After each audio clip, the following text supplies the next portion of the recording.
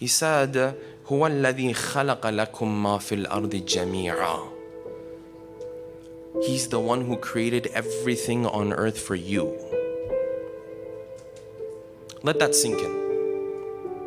If a human being understands these statements of the Quran, the way he looks at life is completely different now. He's basically saying that 8.7 million you were talking about before, and you were just trying to figure out how you're different from them and all of that. Not only are you different, not only are you the best one, in fact, I created those other 8.7 million for you. You know all those creatures that you don't even know their names? You know all those creatures that you haven't even been able to identify yet? You know all those creatures that you can barely even count? I created all of that for you. That's how special you are. If this was something we read in hadith or here or there, we might have been hesitant about it, yes? But this is word by word what the Quran is saying. I created all of that 8.7 million for you.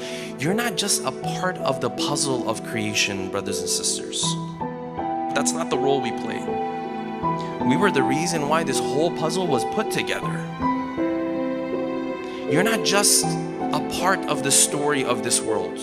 You're the number one character in this whole story.